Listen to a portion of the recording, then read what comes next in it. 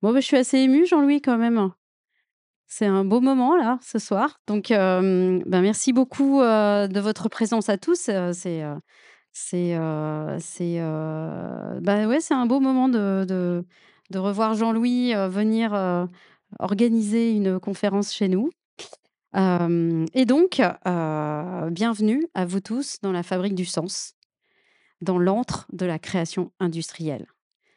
Donc j'aime beaucoup, ce terme de création industrielle. Pourquoi? Parce que dans la définition de l'école, École nationale supérieure de création industrielle, ces 2 mots, sont vraiment les fondamentaux qui s'expriment au quotidien dans l'école, en permanence, à savoir créer ce dialogue en permanence entre les arts de la création et toutes les dimensions autour de l'industrie, industrielle et aussi les dimensions autour de la conception et les sciences de l'ingénieur et des technologies. Et j'aime beaucoup aussi revenir sur cette dimension de la fabrique du sens, parce que c'est ce qui s'opère ici. Parce que, ben oui, le design, hein, c'est une science de la conception du sens. Et je pense qu'on va en parler là tout à l'heure aussi. C'est-à-dire, et le sens, ce qui est très intéressant en français, dommage, c'est pas vraiment le cas en anglais, c'est qu'il est polysémique. Et le sens a 2 dimensions et qui exprime très bien ce qu'on fait en design ou dans le quotidien. Le sens, c'est à la fois une direction, ça se calcule, c'est pragmatique. Et on travaille beaucoup avec les sciences des technologies dans le domaine de la conception, hein, c'est très ingénierie centré, la conception. Donc ça se calcule, c'est très pragmatique. Mais le sens, c'est aussi une perception humaine. Et là, on n'est plus du tout sur les mêmes territoires. On est sur le territoire de l'être humain, de l'usage, de la compréhension de cette bébête étrange qu'on ne peut jamais faire le tour, et donc plutôt des dimensions des sciences humaines et sociales. Donc, oui, le design, c'est la conception, c'est vraiment les sciences de la conception du sens, c'est ce qui s'opère ici dans le quotidien à l'ENSI. Et puis aujourd'hui, on va parler de sens et on va parler effectivement de cette dimension, autour de qu'est-ce que fait le design pour le produit? Et en particulier, le titre, c'était la culture du produit. Alors moi, je vais pas du tout faire de discours là-dessus. Par contre, je me suis plongée, qu'est-ce que ça veut dire la culture? Après, je vous laisse, faire le pont entre les 2 dimensions. Et la culture, c'est l'ensemble des comportements humains appris d'un groupe de personnes qui sont généralement considérés comme la tradition de ce peuple et qui sont transmis de génération en génération. Bien, cher conférencier, je vous laisse là-dessus parce que j'ai hâte de voir comment vous allez rebondir sur cette culture du produit maintenant qu'on a compris la définition de la culture. Alors, j'ai pris la culture versus la forme plutôt philosophique. J'espère que, on va apprendre, beaucoup de choses. Donc merci beaucoup. Je crois que c'est Angelo qui va reprendre la main et grand merci à tous et à vous tous d'être présents. J'ai hâte de vous entendre et à tout à l'heure.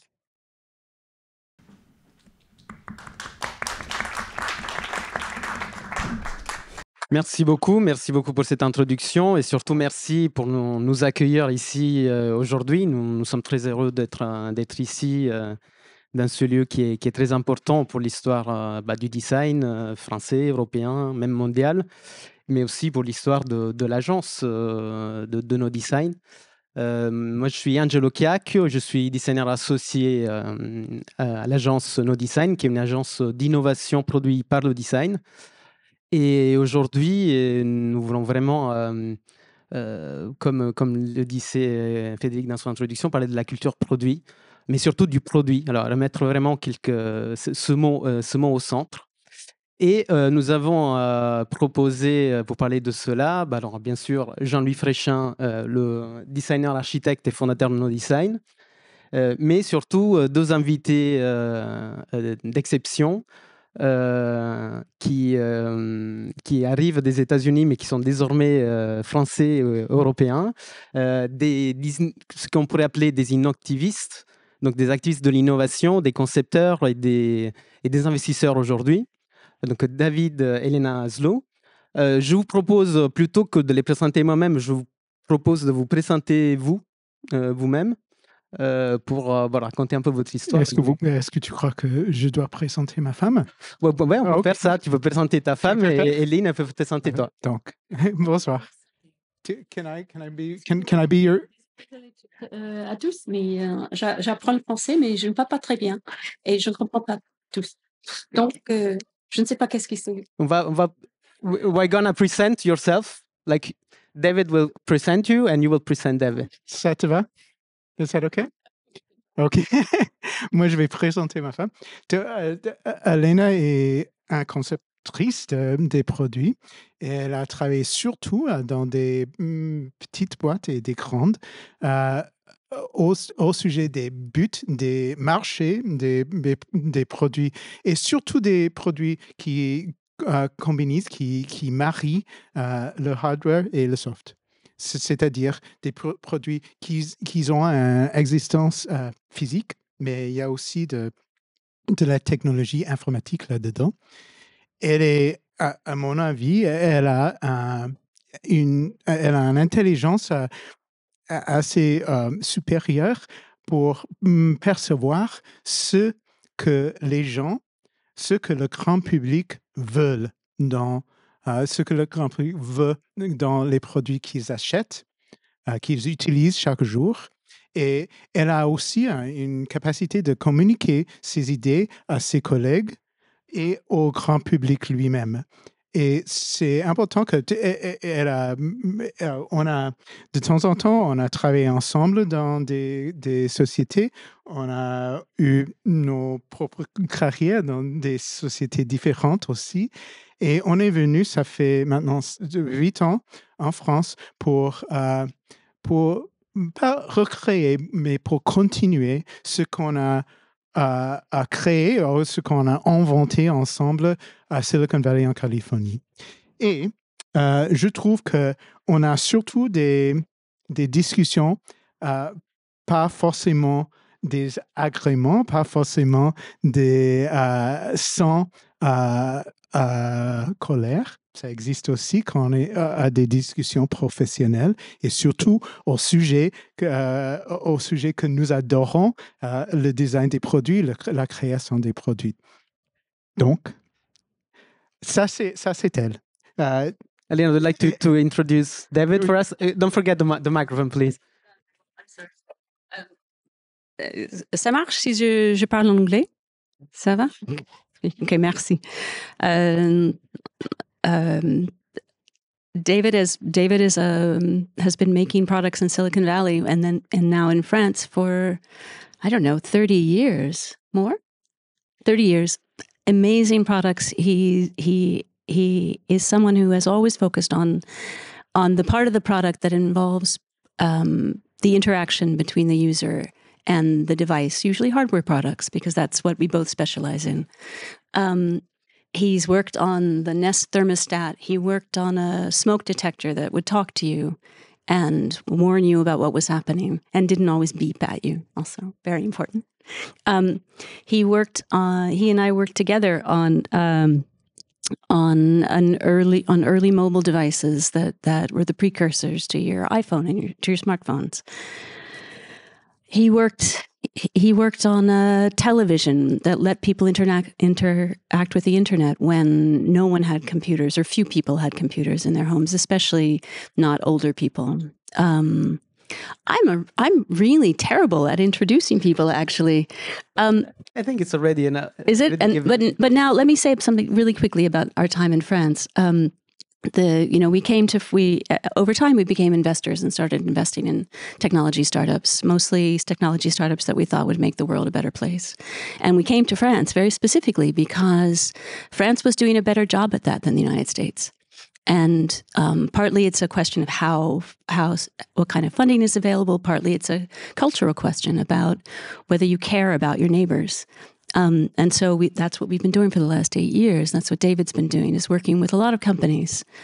Some we've invested in, some we haven't, but about how to help their products become better for users to use. Parfait, ben merci.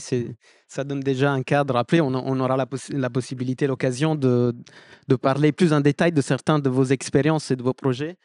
Jean-Louis, tu veux ajouter un mot aussi? Je pense que tout le monde te connaît ici, mais si tu veux compléter la présentation. Non, j'ai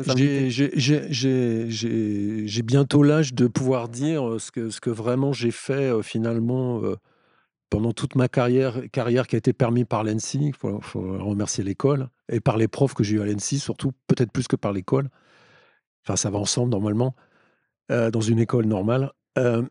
C'est très prétentieux ce que je vais dire, mais c'est essayer d'être un designer du design, c'est-à-dire de théoriser la pratique qui permet de répondre aux choses de l'époque, c'est-à-dire non pas de faire de la recherche pour de la recherche, mais faire des propositions par rapport à des mutations profondes de l'époque, qu'elles soient le numérique, qu'elles soient servicielles, qu'elles soient sur la complexité, qu'elles soient sur les choses, comme les nommait Bruno Latour, c'est-à-dire ces choses qu'on peut nommer mais qu'on ne peut pas décrire, la pollution, l'écologie, la fatigue démocratique, etc.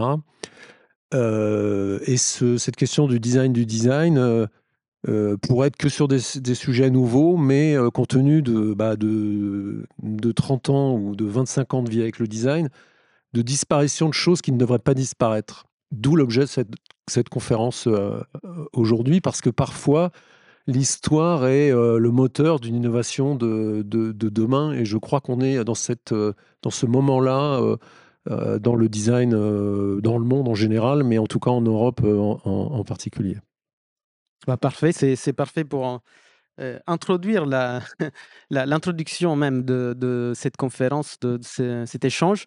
Justement, cet événement que nous proposons aujourd'hui, ça part d'un constat que nous a beaucoup interpellé à l'agence récemment, qui est de dire qu'en fait, le design a beaucoup changé, a énormément changé ces dernières années. Les designers, leur pratique a beaucoup changé. Le champ d'action est devenu plus large. Les designers sont presque devenus autre chose. Ils sont devenus des stratèges, des penseurs, des fois des codeurs, ou dans notre cas des sociologues. Donc tout ça, c'est super. Mais ce champ et cet élargissement de champ a fait aussi que d'autres disciplines, d'autres métiers se sont rapprochés du design et des fois s'en sont appropriés, au point qu'aujourd'hui, surtout dans le numérique, on peut remarquer souvent que, par exemple, quand on regarde de l'UX et on trouve une personne qui fait de l'UX, du UX design, devant nous, on trouve plus souvent des gens qui ont fait, qui viennent de Sciences Po, par exemple, que de l'ENSI. Donc, et ça, c'est pas forcément très positif. Alors, moi, je suis un grand fan de la transdisciplinarité. Donc ça c'est très bien, mais il faut aussi que le design, je pense, garde quand même ses atouts. Et s'il y a un atout qui fait partie du design et du bagage de designer, c'est le produit, c'est la capacité de faire les choses, comme dit Jean-Louis, et donc des produits. Donc c'est très important. Pourtant, on dirait aujourd'hui que le design, il est tellement... il a tellement élargi son champ et la question industrielle et du produit qu'il s'en est presque détaché, il a oublié. On pense beaucoup, mais après, il manque des produits, des livrables. Donc, je me demande et je vous demande aujourd'hui, en fait, peut-on être designer, être guidé ou même motivé très fortement par des idées fortes, des convictions, des revendications même, si après, tout ça ne se traduit pas dans quelque chose, dans des propositions, dans des objets, dans des produits, quelque chose qu'on met dans la main des gens et qui peuvent changer les choses. Et donc finalement, est-ce que si aujourd'hui, David et Léna peuvent être la démonstration qu'on peut faire du produit sans être forcément des designers, on peut se demander si on peut être designer sans faire du produit. Donc, est-ce que déjà pour répondre à cette question, j'aimerais qu'on définisse produit. Donc, qu'est-ce que c'est un produit? Et puis, plus largement, qu'est-ce que c'est la culture du produit? Donc, Jean-Louis, je pense qu'on peut commencer par toi. Je pense que tu as beaucoup à dire là-dessus. Le micro. Pardon. Oui, donc Frédéric a défini la culture, donc je ne vais pas la définir, sachant que le sens définition du mot culture amené par Frédéric, c'est pas le sens commun, c'est pas la culture des champs, c'est pas le ministère de la culture, c'est vraiment l'ensemble des faits anthropologiques qui définissent un groupe humain de par ses habitudes et ses pratiques ou une société. Donc ça, c'est vraiment important de le confondre. Ça n'a rien à voir avec les subventions du ministère de la Culture. C'est important de le rappeler. Produit, c'est la même chose. Il faut sortir du sens commun. Pour la plupart des gens, un produit, c'est quelque chose fabriqué dans une usine. Pour la plupart des designers d'aujourd'hui que je rencontre, un produit, c'est souvent un objet, toujours produit dans une entreprise capitaliste pour gagner de l'argent, c'est pas bien, qui pollue la planète, c'est pas bien. Alors c'est vrai, C'est vrai, ça a été vrai pendant tout le XXe siècle. C'est la révolution qui a donné l'existence du design. Donc on peut être méchant avec, mais pas trop, parce qu'on ne va pas non plus se couper les jambes. On a encore plein de choses à dire et plein de choses à faire. Pour moi, la notion du produit, donc on peut dire un produit, c'est l'aboutissement d'une démarche de conception de production. Et ce que j'ajoute, et ça c'est vraiment ma théorie, quelle que soit finalement la forme finale, qu'elle soit industrielle, artisanale, servicielle ou conceptuelle, à la fin, on a une production qui doit être compréhensible. C'est-à-dire que le résultat du travail d'un designer, me semble-t-il, ne peut pas être une intention, c'est-à-dire des croquis, des dessins, des discours, des mots dans des cahiers, et ne peut pas être systématiquement, pour prendre un exemple de l'époque très connu, un tréteau. À toute question posée dans une école de design, vous êtes sûr d'avoir un tréteau. Dans ces deux cas, on se trompe. Un produit, ça peut être n'importe quoi. Le résultat du design éthique, c'est une démarche qu'on veut faire grossir, c'est un produit.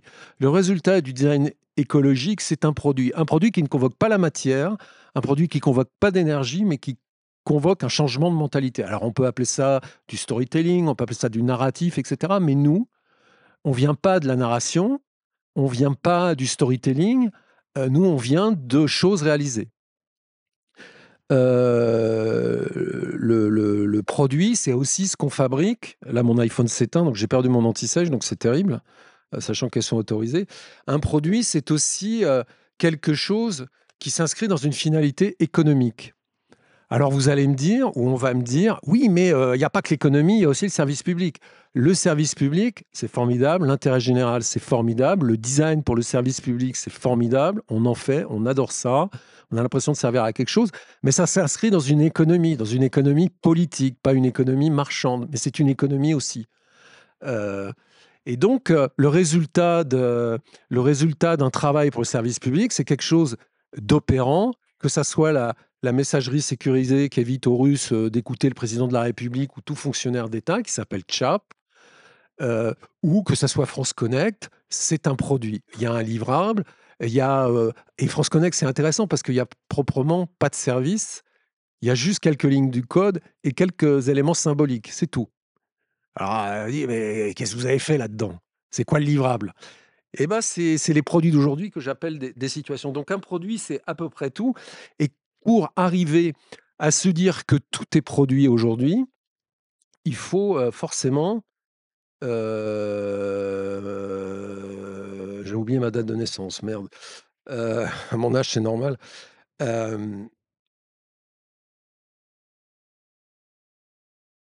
Et cette histoire-là, elle date pas d'aujourd'hui, c'est pas ma vision à moi, c'est quand Brunelleschi a proposé de construire le dôme de la Santa Maria de Florence. On a créé l'ingénierie, hein, c'était un sculpteur architecte, tout à coup il s'est intitulé ingénieur. On a créé la notion de projet, c'est-à-dire plusieurs personnes vont travailler sur cette difficulté. On n'avait jamais réalisé un dôme comme ça et on a inventé l'ingénierie, l'architecture technique et le design à cette époque-là, avec deux choses, le projet, l'acte du projet, la progettazione, et l'aboutissement de la progettazione, c'est-à-dire de la culture du projet, qui est un produit, en l'occurrence c'est une église, mais le résultat d'une production. Brunelleschi, il a fait aussi des armes, il a fait Léonard aussi, des systèmes techniques pour combattre les cités adverses, etc. C'est vraiment à cette époque qu'on a matérialisé cette chose-là. Et cette notion-là, elle est importante parce que les architectes sont beaucoup attelés à la culture du projet, mais nous, designers, finalement, la culture du produit, c'est quelque part c'est l'aboutissement de ce qu'on sait faire, c'est l'aboutissement de ce qu'est le design, c'est-à-dire une production inscrite dans une économie, qu'elle soit politique ou marchande, au service de personnes, pour créer un résultat qui dit l'époque et qui rend un service. Et cette notion, elle est extrêmement importante. Elle convoque des propédeutiques classiques, tout ce qui est dessin, tout ce qui est le bagage du design, que pour ceux qui sont à l'ENSI, vous connaissez par cœur. Mais elle convoque aussi des éléments annexes. Alors classiquement, anthropologie plutôt que sociologie. Nous, on présente souvent le design comme une anthropologie active. Elle convoque aussi de l'économie, elle convoque la compréhension des principes de marketing, elle convoque aussi la confrontation à des gens de pouvoir qui ont un avis sur tout, qui ont une analyse sur tout, qu'on appelle les diplômés de Sciences Po, qui vont vous pourrir la vie tout au long de votre carrière tous. Mais elle convoque aussi la culture de ceux qui savent faire les choses, c'est-à-dire les ingénieurs, mais au-delà de ça, les gens qui font de la productique, les gens qui organisent comment on va concevoir des voitures, comment on va concevoir des voitures, 7 voitures en même temps, ce qu'on appelle des programmes industriels ou des programmes par plateau, qui vont inventer ce qu'on appelle l'industrie artisanale ou l'artisan avec des outils industriels, ce qui est vraiment dans la flexibilité de l'époque. Tout cet espace-là, il fait partie aussi de la compréhension du design. Et je crois, et je vais en terminer là, que la culture du produit, cet élément de culture générale du designer, qui est très peu enseigné, et dans les écoles d'ingénieurs supposées faire des produits, et dans les écoles de design qui sont supposées faire des produits, elle est la culture générale du design. Quelles que soient les modalités de livrables, ou quels que soient les moyens qu'on va prendre pour exprimer ce qu'on a à dire, ce qu'on a à faire et ce qu'on veut donner aux gens. Que ça soit totalement immatériel ou que ça soit totalement physique. Et cette culture du produit, elle est importante, elle est doublement importante. C'est pour ça que je m'alarmais un petit peu, parce que dans le monde complexe qui est le nôtre, un élément structurant de l'enseignement des designs, c'est la vision, comme celle des architectes d'ailleurs, c'est la vision tridimensionnelle. Et c'est la capacité à convoquer des solutions à partir de rêves pour les designers, de problèmes pour les ingénieurs, et donc d'avoir une culture de la fabrication. Elle est pas importante si vous voulez faire du design de service, mais elle est structurante pour votre construction profonde. Mais en France, on ne fait plus de produits depuis 40 ans. Il y a à peu près 3 ou 4 entreprises de produits grand public en France, Seb, les 2 constructeurs automobiles, et puis Wissings. Et puis ça s'arrête là. Après, il y a des boîtes de services comme Alan, formidable. Votre banque, c'est pourri. Le service public, c'est pas mal pour Chap. Mais il n'y a pas grand-chose. Donc, comment voulez-vous apprendre le produit dans un monde qui ne fait plus de produits, quelle que soit la nature de ce produit? On n'est pas le numérique est assez immature, le design des politiques publiques, on va laisser ça aux Sciences Po. Nous, on va faire du design pour les services publics, mais il n'y a pas beaucoup de références, c'est immature. Donc, c'est à inventer. On peut. Par contre, là, on pourrait avoir des bases. Il n'y a plus personne pour nous l'enseigner parce que dans les écoles de design en France, il y a peu de gens qui travaillent pour la grande industrie ou qu'on fait des produits, qu'on fait des voitures ou qu'on fait des grille-pains. Alors, c'est pas grave, mais c'est vraiment un manque, comme si dans les écoles d'archi, il y avait des architectes qui n'avaient jamais construit, qui n'avaient jamais vu de béton ou qui n'avaient jamais vu des constructions en acier. On ne fait plus de construction en acier en France, il y a trop de normes incendie. Mais c'est quand même important de savoir qu'on peut faire du poteau-poutre en acier, Beaubourg. Hein. Qui sont les gens qui vont habiter Beaubourg, sachant que ça fait 30 ans qu'on ne construit plus beaucoup en acier en France. C'est compliqué. Et il ne s'agit pas de regretter ça, il s'agit d'attraper les déterminismes qui sont importants pour votre formation future. Et ça, on en parlera après. Super, merci beaucoup Jean-Louis. Et pour compléter cette première question, David, est-ce que tu pourrais nous dire ce qui évoque pour toi la culture produit et le produit en général? En général, moi je trouve que quand on parle de la culture, on décrit ce qui est dans la tête des gens, ce qui est dans la tête des utilisateurs de ce que nous créons. Et ça veut dire que la culture vient des êtres humains. Ça n'existe pas dans les produits sans les utilisateurs ou bien sans leurs créateurs.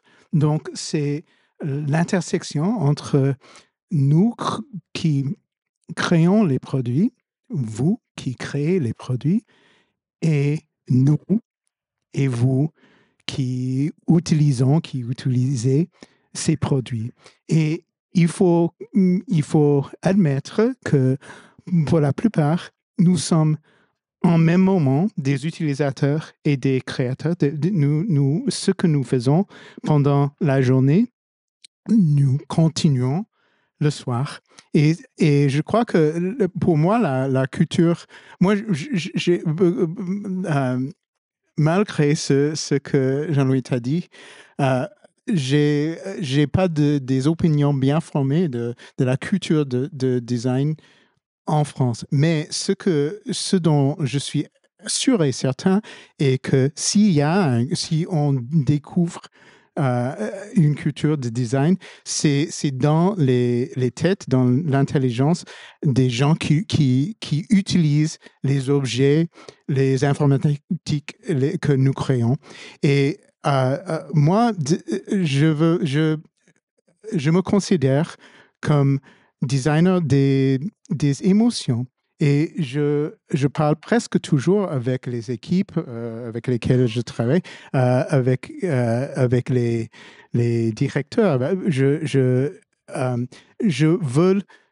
veux bien qu'ils retournent toujours aux émotions qu'ils perçoivent dans les utilisateurs. Parce que je crois que c'est là où la culture se génère et c'est là où le succès ou l'échec d'un produit se trouve. Super. Bah, c'est parfait pour la suite parce que j'allais te demander, David, justement, en parlant d'échecs, d'innovation, c'est à propos de General Magic. Donc, tu as eu la chance avec Aline de travailler de faire partie de l'équipe de cette entreprise légendaire de la Silicon Valley. Je ne sais pas si tout le monde ici connaît parce que c'est quelque chose qui est vraiment pour les passionnés d'innovation, de produits numériques, parce que ça n'a jamais été vraiment un gros succès comme Apple, mais c'est une entreprise qui a permis qui était le terrain de jeu pour plein de personnes, dont vous, qui après ont donné naissance à la plupart des produits innovants et des services et des grandes entreprises de la Silicon Valley et qui dominent le marché aujourd'hui. Et surtout, c'était vraiment une vision de créer il y avait une volonté de créer le monde de demain avec des objets, des produits sans référence établie. Donc, comment on imaginait ça? Et surtout, est-ce que vous pouvez nous parler de cette aventure incroyable chez General Magic? Et comment on faisait les choses à ce moment-là? Elena, I think we should talk about it together because we had on a bossé ensemble chez General Magic, and I think you had both a different experience than I did, and I think you have a lot to say about what successes and what failures. When I look back at General Magic, of course, it was for both of us a personal success because we met great people. Et on s'est rencontrés là-bas, donc j'ai maintenant une famille grâce à General Magic, mais j'ai aussi une plus grande famille professionnelle. Et on a toujours des contacts avec ces gens-là, avec avec les gens bien bien formés, bien expérimenté les gens qui ont inventé le Macintosh chez Apple, avec lesquels on a bossé. And I think that one of the things that, to me, this question of success or failure, it's not that interesting a question. Of course, to a business person, to a bank, that's an interesting question. But did Brunelleschi think of the creations as success or failure based on economic considerations? That doesn't seem like that's at the heart of design. Et à mon avis, à General Magic, ce qu'on a créé, ce qu'on a inventé, oui, on était bien trop tôt. Il fallait encore une douzaine d'années jusqu'à on a vraiment créé l'iPhone, qui était le concept qu'on a sur lequel on a basé cette société General Magic. Ça a pris aussi 8 ans avant la création de l'iPod, qui a pris l'idée du Walkman. Si vous vous souvenez du Walkman, qui était vraiment qui était un concert, un groupe de musique qu'on peut prendre, qui était personnel. C'était vraiment le premier grand succès. Mais l'iPod a popularisé cette idée. And I think that for me, the successes were both personal, a family, a training. On vient de parler un peu de ma formation qui n'était pas formelle dans le design, but a training with people who were great designers, really good at thinking of ideas that would appeal to people and appeal to lots of people. But also an education that there are tensions between la création des produits magiques, dans ce cas, et un business qui est un grand succès. Et ces tensions existent toujours. Et parfois, ils sont sur le même chemin. Parfois, ils sont en conflit. Et je crois que c'est important comme designer, soit comme designer, soit comme businesswoman, il faut connaître que ces tensions existent. Et pour moi, c'est un de ces grands succès et cet apprentissage et que j'ai dû apprendre que ces tensions existent. Elena, you want to add? I will. Just so you know, the reason that I made that cartoon face while David was asking me a question is because I didn't actually fully understand the question, and I was hoping that as David spoke, I would actually understand the question. I'm not sure that I do. So, but I think, are you asking about the? I am getting better at French, really. It's General Magic. Like I like to for you to tell about what it was in general, so that people know more about the story of General Magic and why it was so influential, and then about your experience and also how you used to build products, how you make things. Thank you. Okay. In a world where you were inventing things that didn't even existed like 15 years after that. So, well, General Magic was a particularly interesting company, unlike I think any company I've ever worked at, in fact, or worked with, in that it was such a mission-driven company. It was almost a religious company in a way, because people so believed in what they were building that we worked around the clock. David and I would bicycle home at 3 a.m., have breakfast, go to sleep, get up and have breakfast, and bicycle back to work at 10 a.m. and work all day and take a break to go. David would go and, I don't know, drive radio-controlled cars in the parking garage nearby. But no one ever left. Almost everyone was there all the time, and so it was an incredibly fertile, creative environment because everyone so strongly believed. Now, like any organization like that, and you see this often, I think, in charities and nonprofit and NGOs, when your idea of what you must build and why it's so important is so strong, sometimes you actually lose track of what it is people actually want and what the users care about. And I think that was where, in a lot of ways, where General Magic fell down in the end, because they were building a vision. And eventually the vision came true, but it took time. And General Magic was a little bit early. And so it's a good example of how you have to really pay attention to your users all the time. How you need to ride the metro. You need to actually understand all the time what the people around you are doing and what are they talking about. And I'm always when I go to Italy, I'm always really amazed at just how public people's digital device usage is. It's very different from in France, very different from the United States even. And the people have their video calls on speakerphone, people watch videos, people in trains, in public places. If you don't sort of pay close attention to what people are just doing every day, sometimes your vision misses. But for me, as David said, it was an extraordinary creative endeavor. While David worked on the main product, the main mobile devices, I was actually working on the devices that were even the next generation after that. The ones where you incorporated this operating system into television, into telephones, into all kinds of things like that. And so, I don't know, it was great. But one other thing about that, it's not uncommon for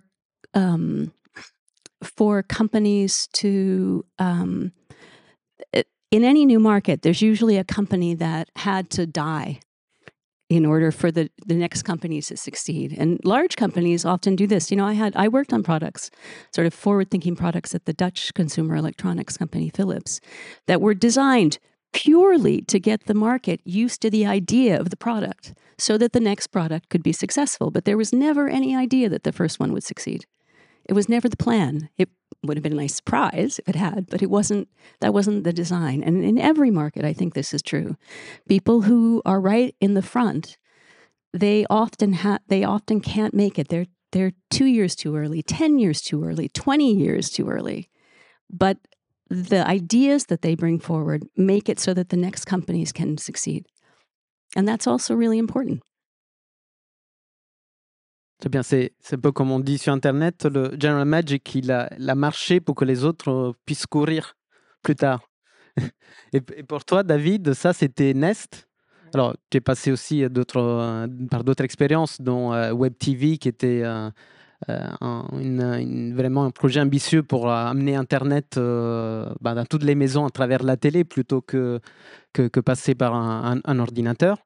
Mais j'aimerais que tu me parles un peu de Nest, de comment ce projet est né, parce qu'après, effectivement, par rapport à General Magic, cela est devenu un vrai produit, un succès énorme, même commercial, et surtout est rentré dans la maison de beaucoup, beaucoup de gens. Bien, moi, je peux présenter un peu des succès qui ont suivi General Magic. Nos collègues, beaucoup de la même âge, ont créé pas seulement l'iPod et l'iPhone, mais aussi Android et eBay, et des produits dont peut-être peut-être que vous connaissez pas.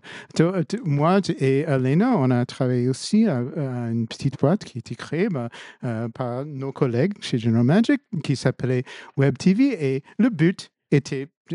Le but, moi je ne le vois pas. Mais le but était de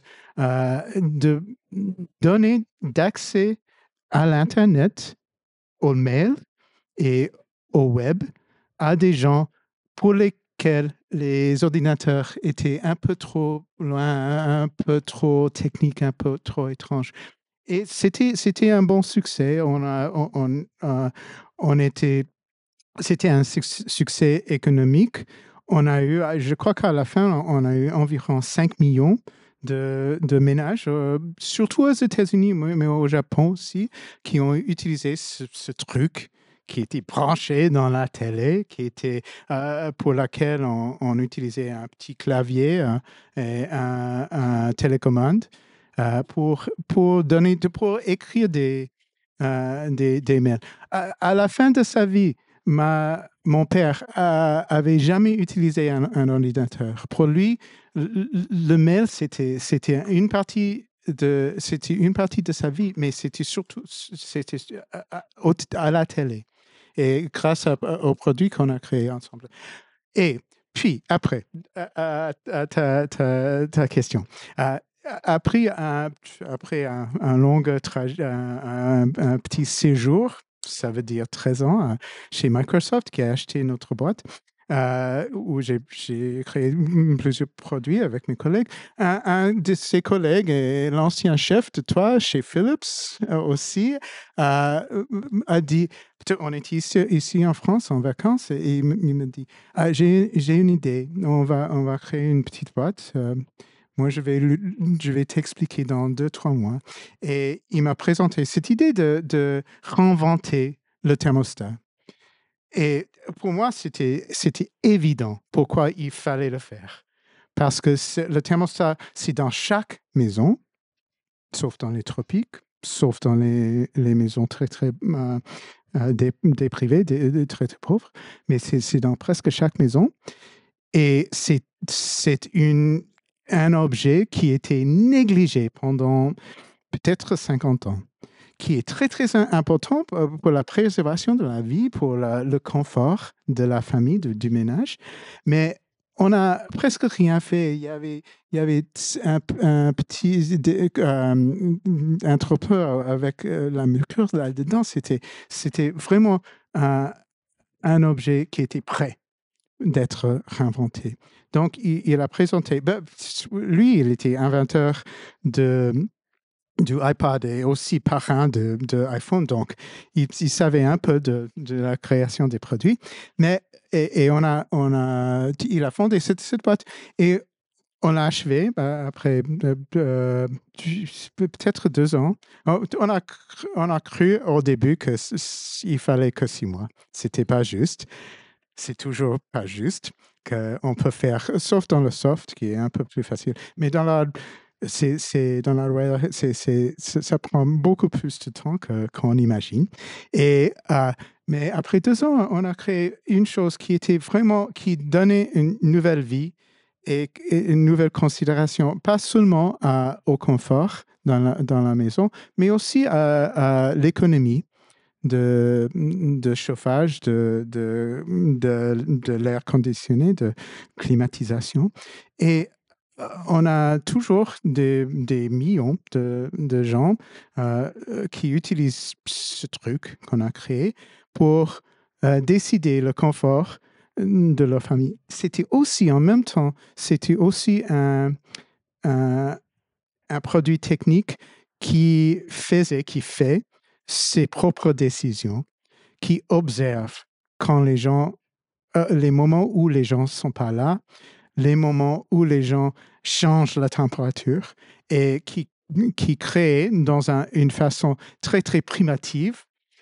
On n'était pas au même point, au même endroit dans l'IA à ce moment-là qu'aujourd'hui. Mais ça décide, ce petit truc sur le mur, ça décide aussi, c'est le matin, ils vont se lever, donc il faut réchauffer la maison. Un peu, pas beaucoup, pas trop rapidement. Et donc on a injecté, on a mis un peu d'intelligence artificielle dans ce truc aussi. Toujours en considérant les émotions, les réactions. Et c'était vraiment ça, c'était mon boulot. Les réactions, les émotions des utilisateurs, des résidents dans ces maisons. Est-ce que ça a une réponse? Ah bah, Merci. c'est magnifique. Tu as parlé des différentes entreprises qui sont nées à partir de General Magic. Tu as parlé d'Android, qui justement est né d'Andy Rubin, qui avait aussi fondé Danger. So, Elena, I know you also spent some time at Danger after your experience at General Magic.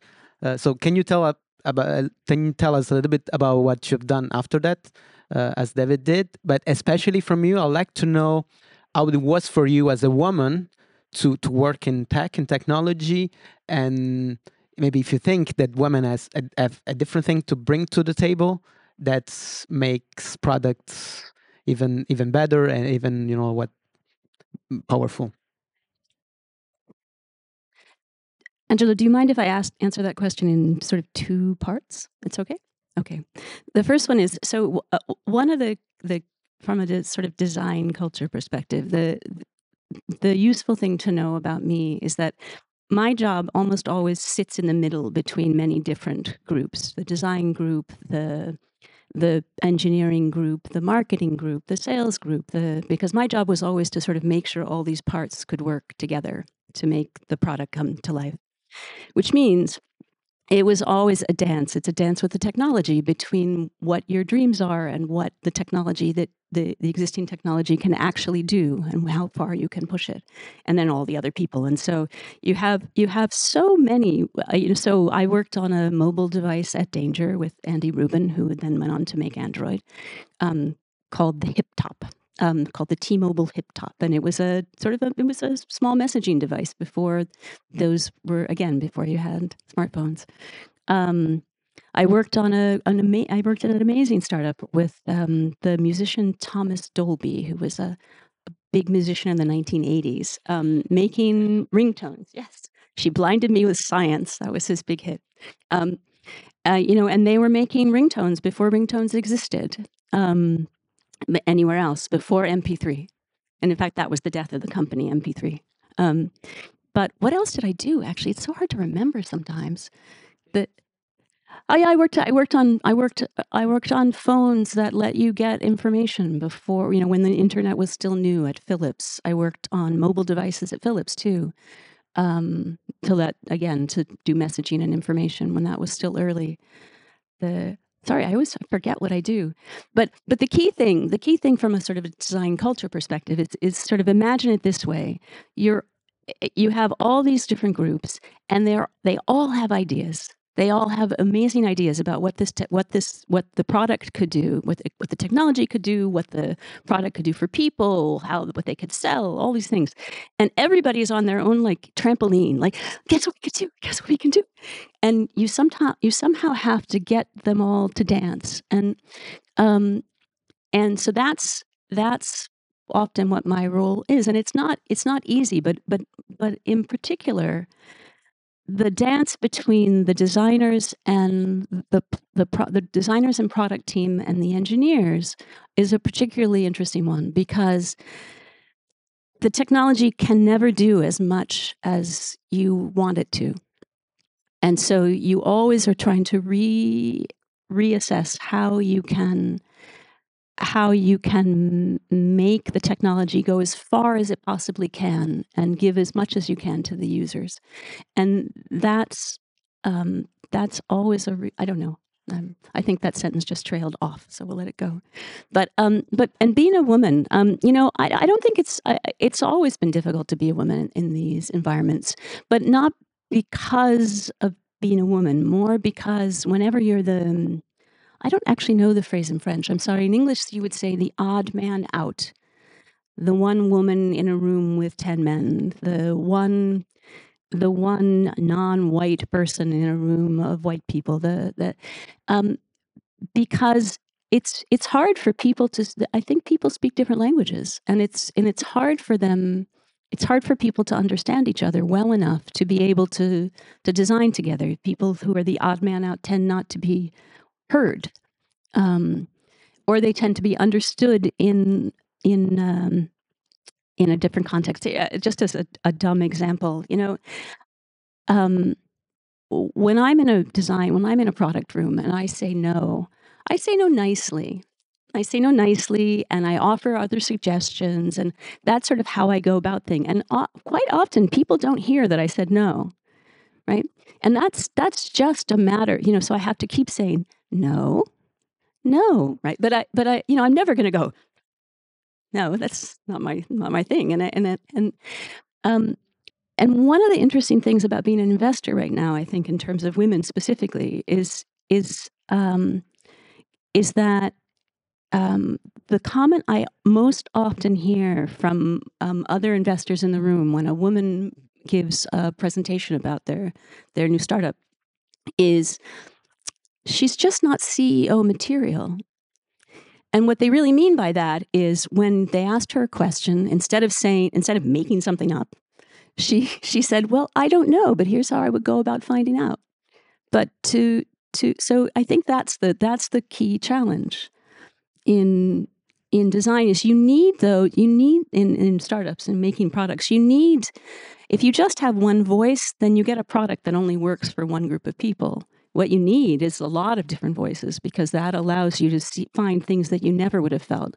When David and I are looking for startups, we very often don't look for the Sciences Po graduate. No offense to any Sciences Po graduates here, but we don't look for the American Ivy League graduate. We look for the person from somewhere else, because they're going to be finding products and ideas for problems that need to be solved that all the other people are not. And so that's what I think is really important when you're building a design team. I spoke once with the head of a major shopping website in India, the sort of the Amazon of India. And what he said that I think also is important from a sort of design culture and design team perspective is you must hire diversely. You must hire for diversity at the very beginning. Because once you have a team of 20 or 30 people that are all alike, the new person, the more diverse person, can never find their footing. They can never find their home. They'll always be trying to fight for things that all the others don't see any reason to have.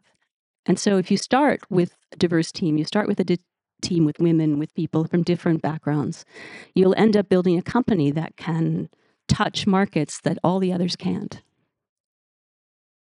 Thanks, Alina. I think diversity is important. It's really like an opportunity to build more global and universal products. Mais tu as dit quelque chose de très important dans ta première réponse. Tu as parlé de comment passer d'une idée avec une équipe et donc à l'exécution. Et donc Jean-Louis, j'aimerais avoir ton avis en fait sur comment naissent les choses, comment on passe d'une idée à un produit et quel est le rôle des designers dans cette phase-là, ce process magique. Je ne vais pas vous la donner. Non, avant, il y a peut-être, puisqu'on a parlé de culture du produit, il y a quelque chose de peut-être d'important avant de dire comment on fait, c'est d'ajouter un élément consubstantiel très important de la culture du produit qui nous singularise, qui nous différencie. Bien sûr, il y a la sensibilité, mais tous les humains sont sensibles, tous les humains sont créatifs. Les designers, les artistes, peut-être un peu plus que les autres, ce sont des éponges sociales, des récepteurs sociaux qui parfois prennent la misère du monde sur ses épaules. C'est tout à fait là. Mais il y a quelque chose, et ça s'apprend pas. Ça se cultive, mais ça s'apprend pas. Il y a quelque chose qu'on peut apprendre, qu'on peut travailler et cultiver pour renforcer la culture du produit. Et dans ce que tu disais au début, ce design qui a profondément changé, quelque chose qui nous singularise, c'est deux choses. C'est encore une culture qui est la culture des représentations. La culture des représentations, c'est quasiment la philosophie du design. C'est l'élément, en tout cas, consubstantiel à la création d'une philosophie de cet art qui est le design. Et pour traduire cette culture des représentations concrètement, son langage, c'est les formes. Alors, ouais, la papy, il nous fait un discours comme on faisait en 1900 à l'école. Sauf que non. En 1900, un objet, il était posé sur la table, on le regardait, on le fabriquait et c'était terminé. 80% des objets contemporains sont des objets complexes, sont des objets enfouis, sont des objets confus, sont des objets qui sont à la fois des biens et des services, des néo-objets, comme on les nomme, comme je les nomme dans mon bouquin. C'est aussi quelque chose qui me tient énormément à cœur, ce sont des situations. Des situations, c'est un mot géographique qui parle de temps, d'espace et d'événements dans un lieu. Donc on est dans le design urbain, on est dans les situations numériques. Airbnb, c'est la gestion de situations particulières. Uber, la livraison à domicile, c'est la gestion de situations particulières. Enfin, la plupart des services numériques sont la gestion de situations. Tout ça, c'est compliqué. Tout ça n'a pas de représentation logique, ni culturelle, ni de représentation classique. Le forme-fonction, à l'heure du numérique, quel est-il ? Quand la moitié des choses, on ne les voit pas. Et on avait théorisé quelque chose ici à l'ENSI, donc ça me fait plaisir d'en parler en 2004, qu'on appelait les nouvelles matérialités, c'est-à-dire que quand 90% des designers, je ne vais pas nommer de nom parce que je les aime tous, mais parlaient de redonner des représentations à des choses, non, la question n'était pas de redonner des représentations à des choses, elle était d'inventer des représentations nouvelles, des matérialités nouvelles, de matérialiser des choses qu'on ne voit pas, des complexités nouvelles, de façon différente. Alors ça va de l'interface d'avion. Alors, l'interface d'avion, elle est faite par des ergonomes, des cogniticiens. Les Airbus tombent à cause de ces gens-là, donc on peut peut-être faire autrement. Quand on regarde l'histoire du livre en Italie, Aldus Manutius, il a inventé un système métrique pour les lettres pour lire mieux. Dans les avions, on ne les utilise pas. Est-ce qu'il y a un rapport de cause à effet ? Peut-être, je ne sais pas, mais ça vaut le coup d'en faire un projet. Et ces nouvelles matérialités sont extrêmement importantes. Alors pourquoi ? Parce qu'on vit dans une époque qui est une révolution de l'image. N'importe qui peut faire une image avec de l'IA. C'était déjà facile avec la 3D, mais alors aujourd'hui, on a un outil, on devient designer, mais c'est pas tellement ça le problème. C'est que pour faire des dispositifs partagés pour que Alina puisse faire son job de colle dans tous les groupes différents, il faut des éléments partagés. Et une image est mieux qu'un cahier des charges ou des specs écrites sur Word, des textes. Donc une image, c'est un outil puissantissime dont les designers ont peut-être oublié l'importance. Le nombre de jeunes designers que je vois écrire les concepts dans les cahiers, il n'y a pas de dessin, il n'y a pas de représentation, il n'y a pas d'expérimentation formelle autre que « non, mais c'est bon, j'ai tout fait, j'ai plus qu'à l'imprimer en 3D ». Alors pas à l'ENSI, bien sûr, mais dans d'autres écoles où je vais. Enfin, je pense qu'à l'ENSI, ça marche aussi un peu, mais parce que la mise en forme, ce qu'on appelle le prototypage, c'est aussi un outil de conception. L'accident créatif, la tarte tatin. La tarte tatin, elle a été inventée parce que la dame s'est pris les pieds dans la porte. La tarte s'est retournée, elle l'a mis dans le plat, elle l'a servi. Tout le monde a trouvé ça très bon. Alors ça fait sourire, c'est un exemple connu, mais dans les nouvelles matérialités, dans la représentation, l'accident créatif, la réalisation de cette mise en forme, l'invention de ces nouvelles matérialités est importante. Et tout ça, ça sert à gérer la complexité de l'époque et à créer de la valeur. Et le dernier point, et après on pourra répondre à ta question, c'est que par rapport aux gens qui ont le pouvoir, c'est-à-dire, grosso modo, tout en haut, c'est Polytechnique, Normal Sup, peut-être un peu l'ENA derrière. Nous, si on utilise le langage appris à l'école, c'est-à-dire l'écrit, on n'y arrive pas. La rhétorique, aucun designer l'a jamais appris. L'art du discours, l'art de dialoguer, l'art de parler, l'art d'amener l'interlocuteur, on veut l'amener, aucun designer l'a appris. Un designer, il dit du coup, j'ai voulu, du coup. On peut pas lutter. Par contre, c'est pas une critique, hein, moi aussi je dis du coup. Par contre, sur la forme, sur la création de synthèse nous-mêmes, de synthèse nouvelle, sur l'adhésion, sur des surprises. Et quand je dis la forme, c'est pas forcément un dessin. On a gagné des projets en achetant un microscope USB à 10 € sur Amazon et en remportant un concours, une sorte de compétition pour un grand fabricant de cosmétiques parce qu'on lui a montré qu'on pouvait faire autrement et on lui a fait carrément la démo sur place. On sortait du cadre classique de la forme, mais on lui a montré une forme et on lui a montré surtout un résultat. C'est-à-dire, la nouvelle matérialité, c'est montrer qu'avec un microscope, en changeant 2-3 trucs, on pouvait avoir des images nouvelles. Et là, on est vraiment dans les nouvelles matérialités. Et ça nous différencie de nos amis qui ont le pouvoir et le langage. Donc, je dis pas ça, le dessin, c'est important. Non, c'est pas du tout mon propos. C'est votre talent, c'est votre... Enfin, parce que je suppose qu'il y a plein de designers dans la salle. C'est votre mode d'expression. Ça fait la différence. D'autant plus que, et là, c'est promis, j'arrête. Avec Angelo, on se tape tous les salons. Et David y allait aussi, d'ailleurs, on en a parlé. On s'est vu là-bas. On vomissait, on était envahi de vomi tellement c'était moche. C'est-à-dire que dans un salon français d'entreprise française, vous avez des gens en costume qui sont les vendeurs, donc ils n'écoutent pas ce que vous avez à dire, ils vous disent combien vous en voulez, et vous avez le fondateur, le technologue qui dit « ma technologie c'est la plus belle, elle marche ». Et vous voyez des technologies brutes, sans forme, sans utilisateur. L'utilisateur n'existe pas. Oui, mais nous, on travaille que pour les entreprises. Dans les entreprises, il n'y a pas d'utilisateur, c'est bien connu. Quelqu'un qui travaille dans une entreprise n'est pas un utilisateur, il est payé pour ça, il n'est pas utilisateur. Oui, mais les soldats ont des iPhones. Oui, mais je ne veux pas savoir. Moi, je vends de la techno à l'armée, etc. Mais moi, je soigne des gens. Oui, on a une techno super, mais oui, mais enfin, le médecin, il a plein de choses à faire. Il faut peut-être lui faciliter la vie, l'apprentissage. Non, mais c'est de la techno, c'est la meilleure du monde. Et vous faites tous les salons français. Ce matin, Big, Made in Tech sur la médecine, le SIDO à Lyon, etc. On est des pourvoyeurs de technologie informés. Il se trouve qu'on n'a pas de PME qui sont des marques mondiales, comme nos amis allemands, Schwann-Stabilo, Faber-Castell, les Bussmann que vous voyez dans Paris, tout ça, c'est des PME. Hein.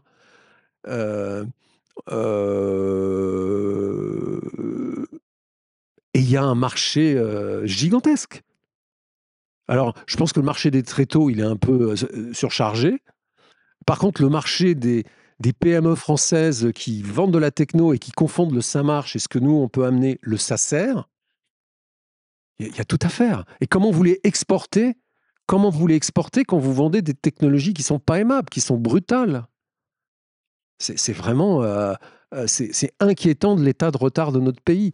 Alors là, c'est sur un champ particulier, l'industrie, etc. Mais dans les services, c'est la même chose. Les gens ont les meilleurs services du monde. Et puis, oui, alors l'UX, on a un petit apprenti d'une école privée qui fait une journée de cours par an à l'école et puis le reste du temps, il est chez AXA et puis qui fait le site web de l'assurance AXA. Oui, bah, ça ne peut pas marcher comme ça. Créer une relation avec quelqu'un sur un service en ligne, ça peut marcher pour éventuellement des jeunes, des gens qui ont 35 ans, mais j'allais dire pour ma mère, mais malheureusement elle est décédée, c'est pas possible. Et quand elle se bat pour gérer des trucs en ligne, il y a un sujet, il y a un sujet. Et tout ça, c'est un défi pour les designers, mais c'est pas un coup de peinture à la fin. Et les formes, c'est ça. Et on est vraiment différent des autres, mais on revendique que le design, c'est merveilleux, mais on n'est jamais dans la proposition, dans la preuve. On revendique toujours, on est malheureux, personne nous aime, on est des victimes, on n'arrive pas, le design n'est pas compris. Il faut aller au combat. Mais le combat, il est énorme parce qu'il y a tout à faire chez nous. Tout à faire. Donc la forme, c'est important. Les nouvelles matérialités, c'est important. Et donc la philosophie des représentations, qui fait partie de la culture du produit, c'est capital. Merci. Mais en prenant cette question de la forme et surtout de la technique, et souvent, en fait, des entreprises françaises qui sont trop tirées par la technique et ils oublient le produit et la forme. Comment, quand on regarde le Nest dont tu nous parlais tout à l'heure, David, on voit en fait que c'était pas juste un thermostat qui était différent parce qu'il faisait, même s'il faisait beaucoup de choses sans l'intervention de l'utilisateur, mais il le disait. On voyait que c'était un thermostat différent, qui était quelque chose qu'on mettait à la maison, qui n'était pas comme les autres. Donc, à quel point était important dans les projets autant NES que les autres dont tu nous as parlé, cette notion de la forme et la forme dans toutes ses formes, j'ai presque envie de dire, dans toutes ces instances. Je crois qu'on réagit toujours à la présentation des autres avec lesquels auxquels on rencontre, avec lesquels on interacte. Et c'est pareil avec les objets qu'on utilise, que leur présentation, leur visage est assez important pour vous accueillir quand vous le rencontrez pour la première fois, quand vous l'utilisez chaque jour, quand tu approches le matin, quand tu entres dans la cuisine pour s'engager avec le grille-pain, pour s'engager avec une casserole, pour préparer un pichet, pour préparer le petit déjeuner. Et les formes qui vous rencontrez chaque jour pendant la vie est aussi important que la présentation, les formes des gens qu'on rencontre chaque jour. On ne peut pas échapper à l'apparence, le son des voix des autres. Et nos réactions existent aussi avec les objets. On peut dire, moi je vous parle maintenant, comme vous êtes pour la plupart français et françaises, on crée ici en France, on vend ici de la France la beauté. Et c'est important depuis des siècles qu'on crée et qu'on essaie de vendre la beauté. Et moi, je le trouvais un peu triste quand j'étais la semaine passée à Sida, à Lyon, combien d'objets, que la plupart des objets, la vaste majorité des objets étaient laids. Et c'est dommage, ils étaient moches. Et moi, je me demandais, pourquoi ça coûte pas beaucoup à présenter quelque chose qui est peut-être pas vraiment belle, mais présentable, mais qui admettent ce qu'il est, cet objet, mais avec une présentation considérée par les designers. Et je vois dans cette salle, il y a des gens qui ont créé des produits avec un peu de considération. Je sais que c'est important et c'est pas si compliqué. Et si vous pourriez le faire, vous êtes en chemin de vous présenter et que vos objets puissent se présenter aux autres avec un visage assez approchable, assez aimable et dont vous pouvez être fier. Et ça, c'est... Moi, j'avais un peu d'honte d'être là-bas dans cette salle à Silo avec tous ces objets, même les robots qui sont comme des collègues avec lesquels nous travaillons dans les usines, dans les Fab Labs, dans les laboratoires, dans les salles comme ça. Même les robots, il n'y a pas assez de pensée, pas assez de recherche et pas assez d'efforts été dépensés sur leur forme pour nous voulons passer un peu de temps avec eux et passer du temps agréable avec eux, avec des motions agréables, avec des formes, des couleurs présentables. Peut-être pas si raffinées, mais pas moches. Et je crois que on peut être fier quand on crée quelque chose dont les autres disent « Ah, ça c'est beau. Ah, ça me plaît. Je le veux sur la main, je le veux sur mon mur dans ma maison. » Ça me plaît beaucoup et j'espère que vous serez content et contente quand vous avez quand vous entendez la même réaction. Et aujourd'hui, toi, David et Elena, vous êtes investisseurs en France. Tu l'as dit, Elena, tout à l'heure. Est-ce que par rapport à ce que tu viens de dire, tu remarques une différence culturelle par rapport à la Silicon Valley ou en général aux États-Unis?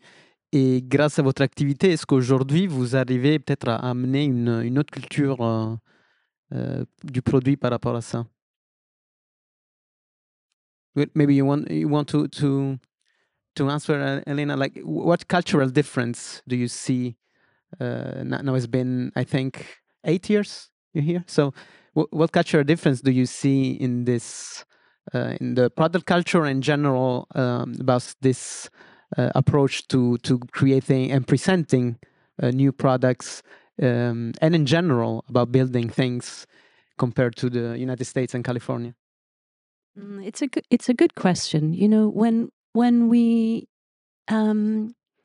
because we see many young companies, and so we're often meeting with entrepreneurs, designers who don't have a lot of experience yet, and I think one of the biggest challenges for French companies has been from our perspective, from a startup perspective, has been the ability to just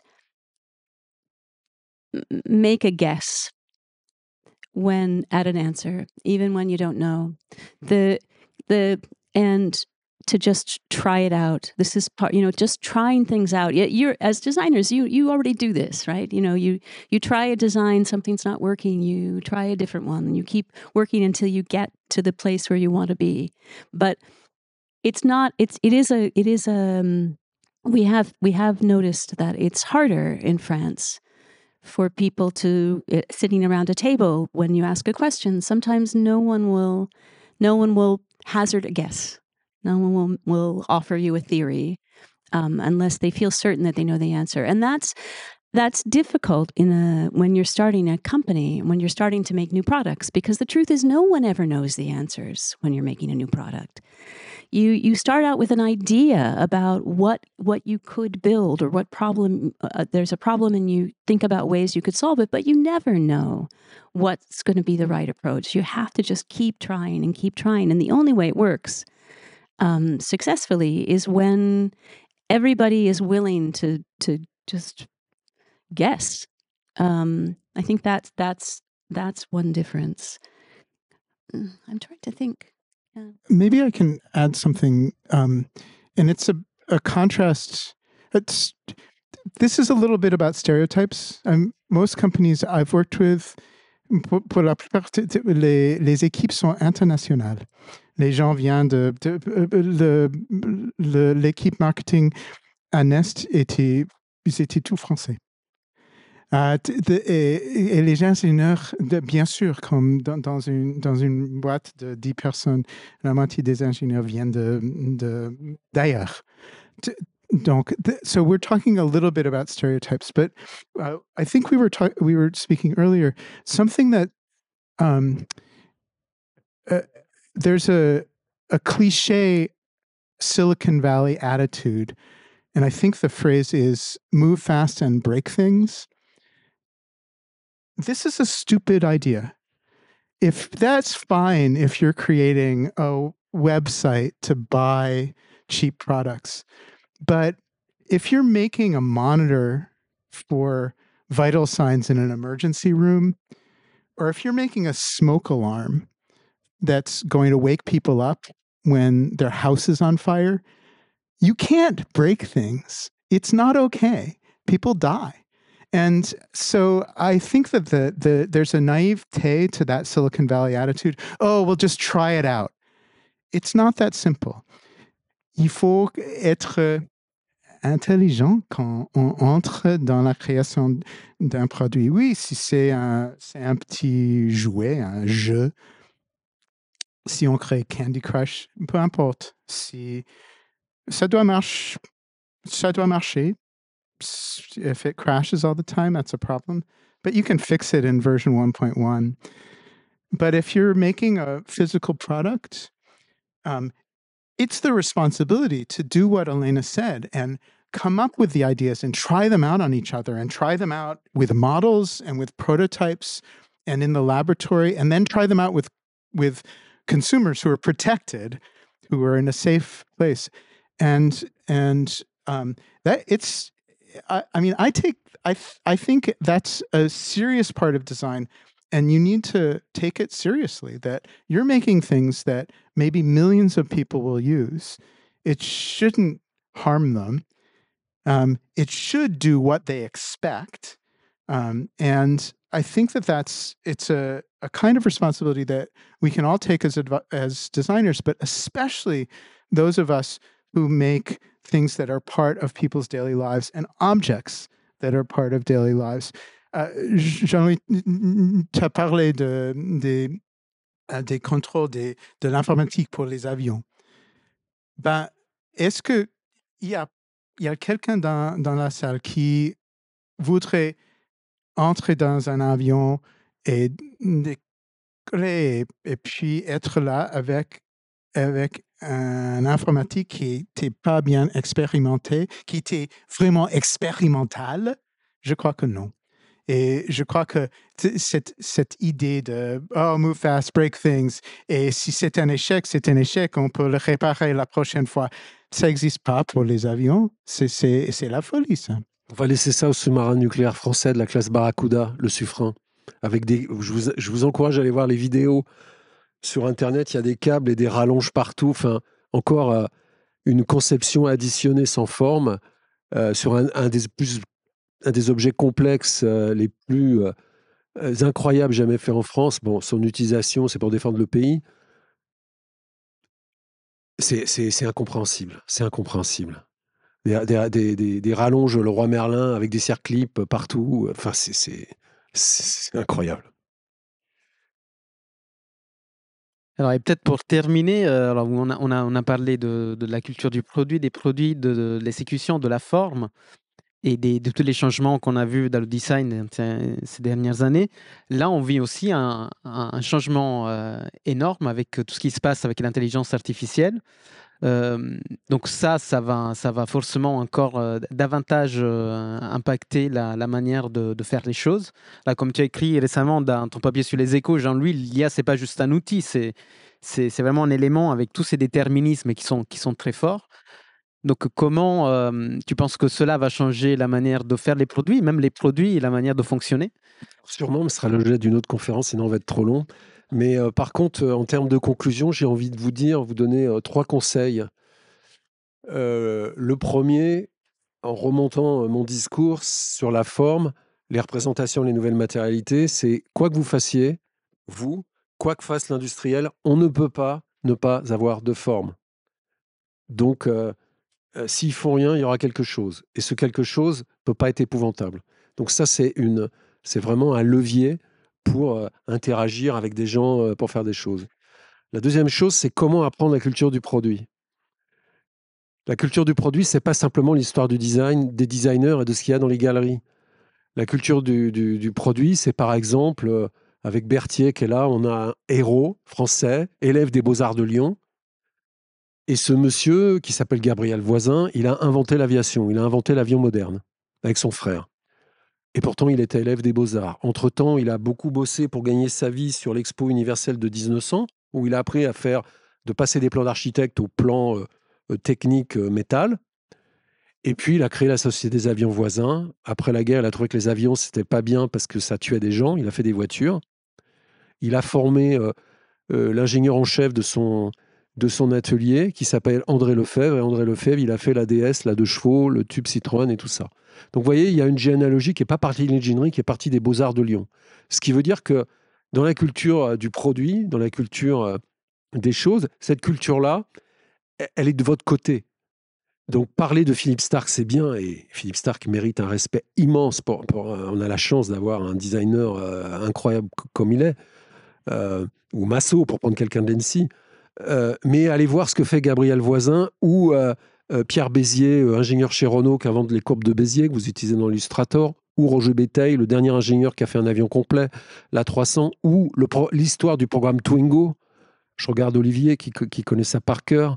Il y a des bouquins de Bernard Midler là-dessus. C'est un projet qui est design-centrique, qui est human-centrique, bien sûr, etc., mais qui est vous intéresser au fait. L'autre jour, on m'a dit dans une école, oui, mais monsieur, nous, les femmes, on est oublié de l'histoire du design, c'est horrible, et vous êtes patriarcal, vous êtes un vieux, machin et tout. Chez Renault, en 67, le programme R5, c'est un programme qui a été fait par les femmes. Premier programme de sociologie, intégration des femmes, conceptrices à tous les niveaux, couleur matière, intérieur, etc. C'est-à-dire que Renault, dès les années 70, voit que le monde va changer. Je trouve ça très intéressant. Et il faut le savoir pour bien sûr, il faut revendiquer la place des femmes, ça, il n'y a pas de doute là-dessus, mais ça a commencé bien avant qu'on le sache.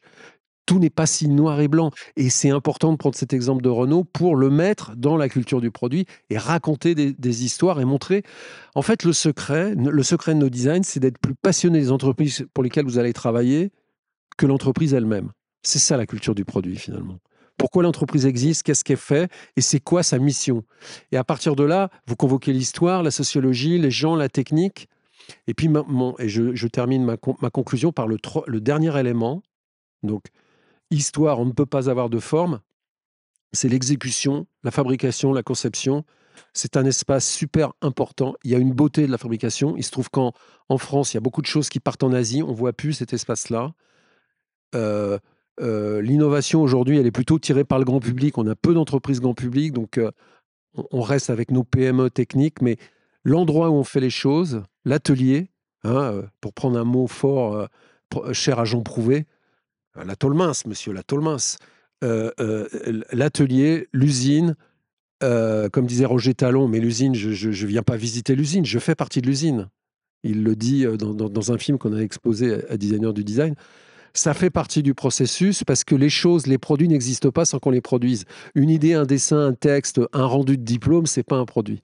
Vous pouvez faire des produits au diplôme. C'est une question de démarche, d'attitude et d'éthique de votre conception, mais l'exécution, c'est pas une partie, c'est pas une imprimante couleur. Et ça, c'est important. Et là, vous aurez cette approche de gestion de la complexité contemporaine qui fera de vous des designers du XXe siècle, plein entier. Je pense qu'ils pourront aider le pays qui va pas très bien, mais très optimiste, puisque nos amis américains viennent en France et demandent la citoyenneté française, donc plein d'espoir. Merci. Merci beaucoup, Jean-Louis. Je ne sais pas si vous avez un mot à ajouter de conclusion. Peut-être Elena, if you want to say one last. Moi, si nous avons le temps, je pense que peut-être si David peut dire quelque chose de l'effet de IA sur le travail. Et moi, j'ai une petite chose à dire pour le futur des usines et les produits grâce à IA. Ça va? Yes, of Et course. c'est peut-être... Oui, on a discuté un peu avant. C'est vraiment un bon moment pour nous qui donnent des conseils aux designers, qui créent des produits, parce qu'on a ces beaux outils maintenant, ces outils qui existaient pas il y a 3 ans. Et on peut, comme tous les autres outils, on peut les utiliser. C'est assez facile, c'est normal.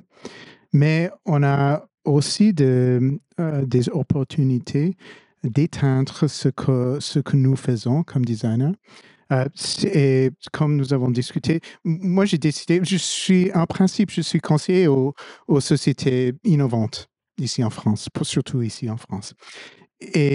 Mais comme j'ai découvert, c'est vraiment un bon moment pour développer des outils qui complémentent mes conseils. Et donc, j'ai un petit cabinet maintenant pour créer ces outils, pour être utile aux sociétés avec lesquelles je travaille. Et ça, je crois que c'était ça vraiment, c'est un moment pivotal, pas aussi pivotal que les journalistes veulent que nous croyions, mais assez pivotal. On a des beaux, des beaux utiles. Et il faut les essayer. Il faut mettre dans la poubelle ce qui ne marche pas. Il faut reconnaître quand ils font des meilleures choses que nous. Il faut admettre que la créativité existe aussi dans des endroits, dans des autres animaux, dans des ordinateurs. Il faut l'admettre. Et il faut travailler ensemble avec ces outils. Et moi, je suis optimiste. Et je vois bien sûr beaucoup de dangers, mais aussi d'opportunités, de créativité et de renforcer ce que nous faisons comme designer. Et c'est ça que je ne suis pas sûr exactement ce que tu voulais que je dise. Mais... Okay, I'm very excited. You see, I can speak French. I can't say anything very interesting, and so that's why I prefer to speak to you in English. The reason I wanted to just have this one little note at the end, if that's okay, is that I am very excited about one aspect of IA for making products right now in the near future, and that is that for hundreds or thousands of years, we've been making products for who we think people are, because that's all that we could do. But now, soon, and I hope that maybe some of you will be excited about this, the reality is that we are not one thing. None of us are one thing. None of us are even the same thing from moment to moment, really. We're having a good day, we're having a good moment, we're cheerful and open, we're having, then someone steps on our foot, and then we're not focused on, we don't pay attention to anything else, and then we spill our coffee. I don't know. But the thing is that from moment to moment we change. And one of the interesting things that I think AI will allow you to do as you move forward with designing products is it will allow you to treat people the way they really are, which is that they're not a kind of person. They are many things every day. And the technology is going to allow you to adapt as they change from moment to moment. And I think that could be creepy and bad. But one of the things I like about France is that most companies we talk with in France are not only interested in making money, they're interested in making things that are good for the society. And so you'll be able to make products that allow people to use them in ways that really are human, in a way that we never have been able to before. Is that okay? Merci beaucoup.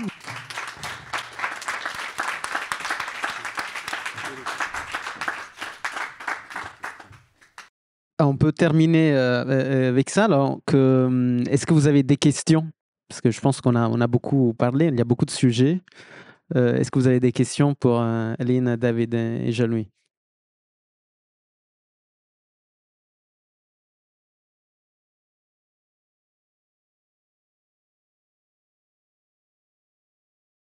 Thank you. We talk about you talk about design and the role of design in the companies, etc. And you kind of compare like the model in USA and in France about like the numerics, smartphone area in Silicon Valley, etc. I think one of the major difference from the USA ecosystem and the French one, it's a lot about money too, I think, because I think it's quite more difficult sometimes for entrepreneur to finance the project sometimes. And I think it's very centralized too, because the people raising money in France are kind of from the same schools, the same source of knowledge and power. So yeah, I just wanted to have your point of view about this.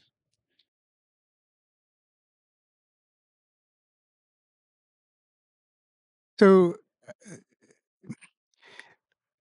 comme toutes les généralisations, il faut chercher pas seulement sous les draps, mais aussi sous le lit. It's not that simple. There's money. There's helpful money to be had in France.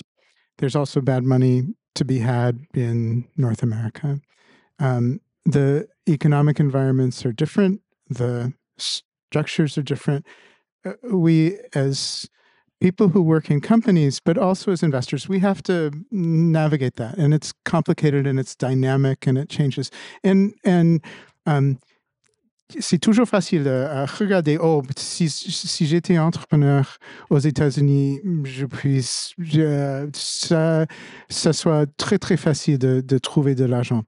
It's not like that. And you can also end up, as we've seen some of our companies end up, with bad investors who don't have your project in interest, who don't support you. It's that, you're right, there is a certain amount of centralization. But there is also a way that people are supported in France for the long term that is very hard to find in the United States. Institutional support, BPI money, and so I think that for those of you who have companies, who build companies, who work in companies big or small, knowing that.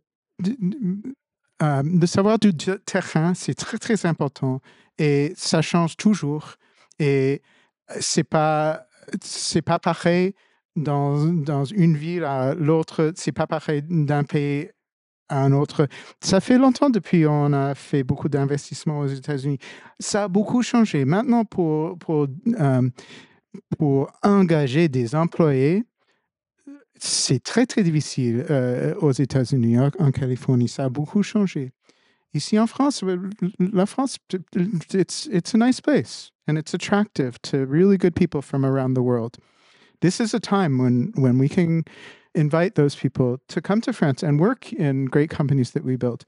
You're bringing up a good point, but it's all about subtlety. Does that make sense to you, Elena? Yes, I think. Sorry, I just had to think about your question. One of the big differences, I think, in terms of funding, if that's what you're most interested in, is that there in the United States, when a company first starts, often it doesn't need very much money. It needs just a little bit of money just to get started, just to be able to have two people have computers and an office, right? But the infrastructure, the funding infrastructure for in the United States, that kind of funding usually comes from angel investors, and there just aren't as many of those in France. And so I think that is a challenge for young companies in France. But on the other hand, since the French government decided to give, was it 3 billion euros, I think maybe in 2018, 2017, to help young companies get started, you have this advantage. And as David said, there is a lot of public money for startups here. And this is not true in the United States. If you're not building well, until the current administration in the United States. If you're not building health devices or military equipment, there really isn't a lot of public funding for you. Now there's less funding for health devices too. So you do have this advantage. But I think the funders are also by and large more conservative here. And so that also can be a challenge when you're trying to build something really new. J'ajouterais quelque chose côté français. On peut pas essentialiser et en France, aux États-Unis. J'ai vu des compagnies aux États-Unis, à Los Angeles, qui faisaient des objets connectés avec des designs pourris à Y Combinator, dont tout le monde dit c'est super bien. Et moi, en tant que designer de produits connectés, je voyais ce truc-là et je ne peux pas lui dire c'est une bouse. Donc, par contre, il y a un vrai déterminisme culturel en France qui est peut-être le plus grand frein que l'argent.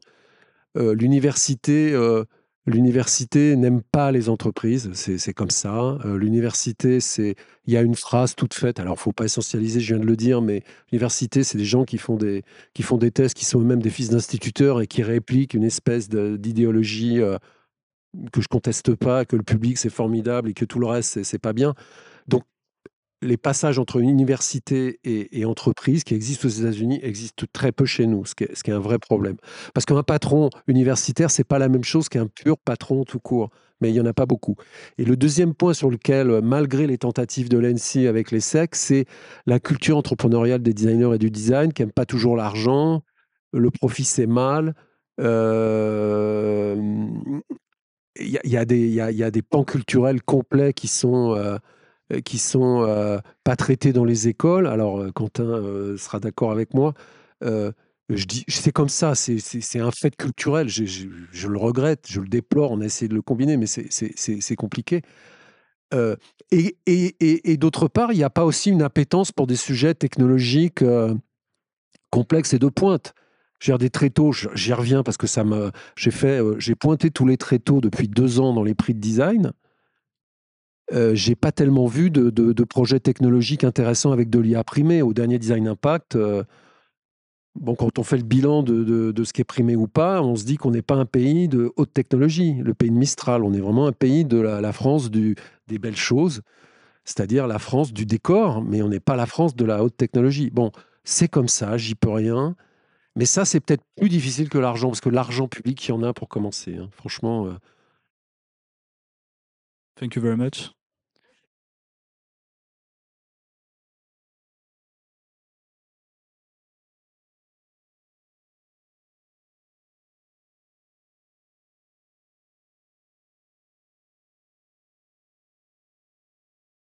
Chez Airbus, il y a 4 designers, des Confelency aussi, donc c'est pas un marché. Non, mais je suis membre de Cap Digital depuis 20 ans. Enfin, je sais de quoi je parle. C'est pas un avis. Puis c'est comme ça. On peut pas le changer. C'est notre pays. On l'aime. Ça fait son charme. Mais c'est la réalité. Oui, mais ça manque partout.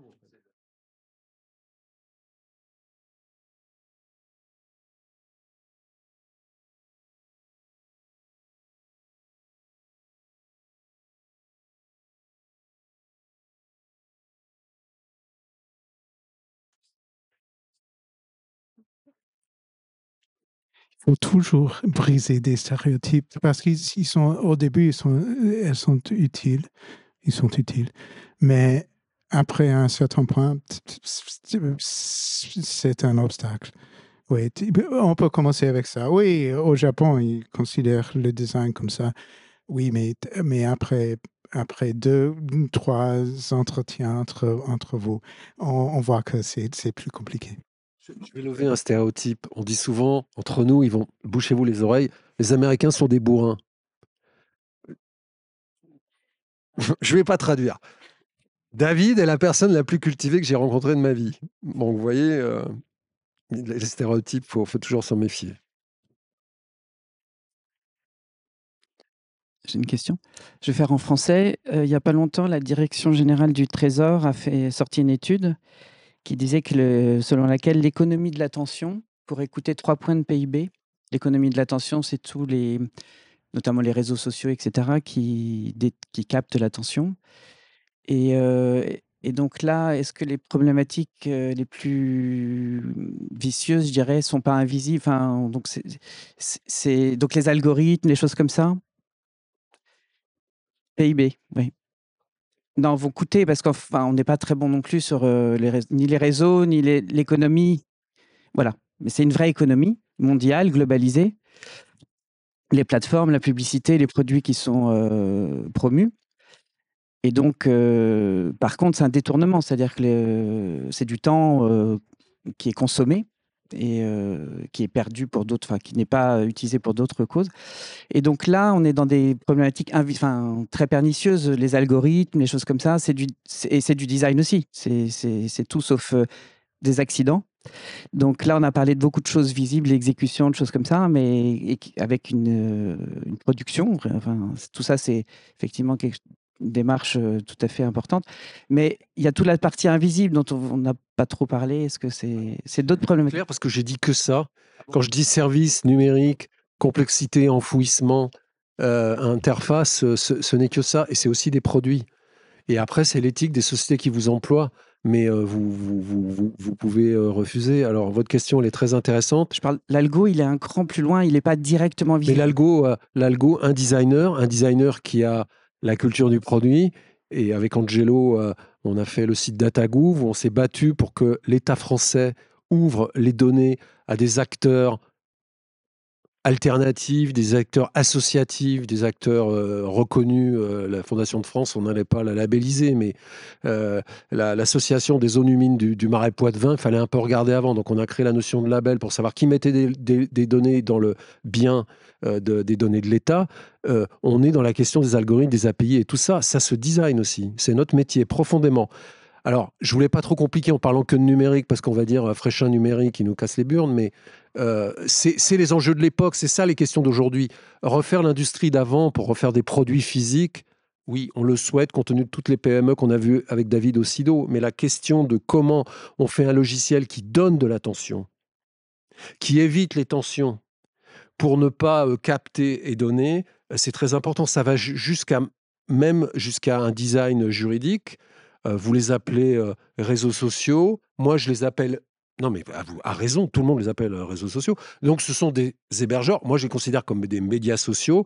La reliure, c'est l'algorithme. Et donc, ils devraient être responsables de ce qu'ils publient, comme les télévisions et les journaux. Alors ça, c'est un travail de... non, mais c'est comme ça, on peut rien faire et on patch au fur et à mesure. Ouais, donc on a un empilage de lois. Ça, c'est un travail pour les designers aussi. Il faut s'en saisir, mais il faut avoir la culture de ces produits-là, les connaître finement. Parce qu'à côté de vous, vous avez des consultants qui savent analyser, machiner, et c'est vraiment des trucs de grands garçons, mais qu'on devrait faire dans les écoles. Mais bon, mais c'est la société d'aujourd'hui, vous avez raison, c'est un sujet majeur. En Corée, ils n'ont pas ce problème parce que pour chaque réseau américain, ils ont un réseau coréen. Et c'est une démocratie, mais disons qu'il y a une régulation qui n'est pas la régulation américaine.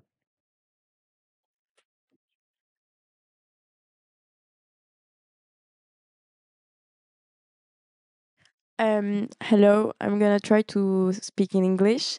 So when you talked about the IA, I don't remember who, but someone of you said that it's could be badly used, but in the same time, it's an opportunity. But I am wondering what's the limit about both of them.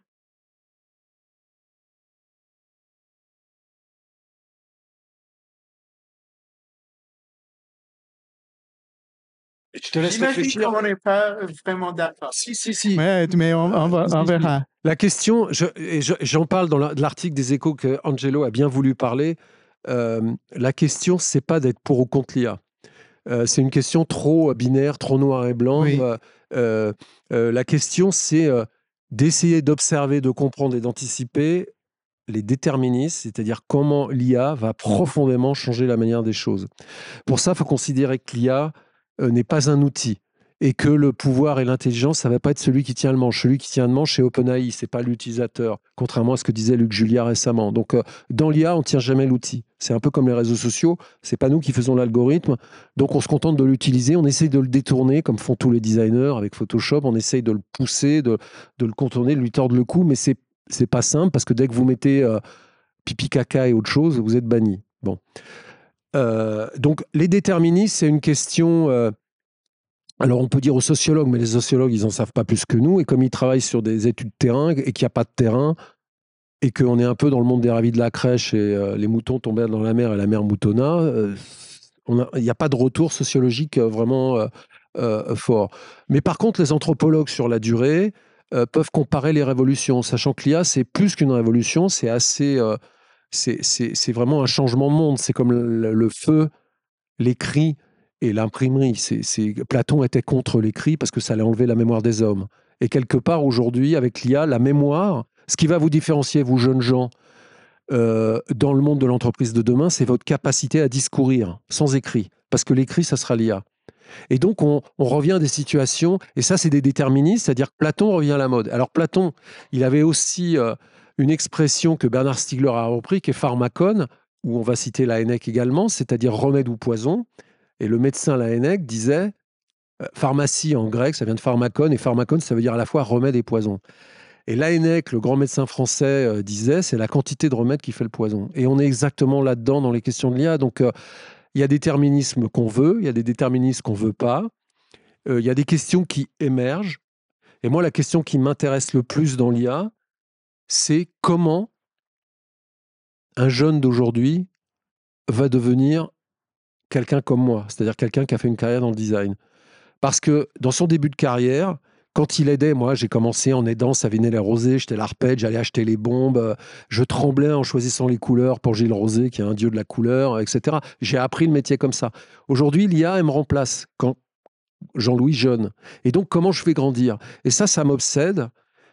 Comment les jeunes vont créer de l'expérience au sens français, c'est-à-dire l'acquisition de la somme des vécus, quand, dans la plupart des boîtes, il y a une étude cet été, les seniors avec de l'IA, c'est moins cher et c'est ultra efficace. Ça, c'est des questions, c'est des déterminismes, et c'est ça la question.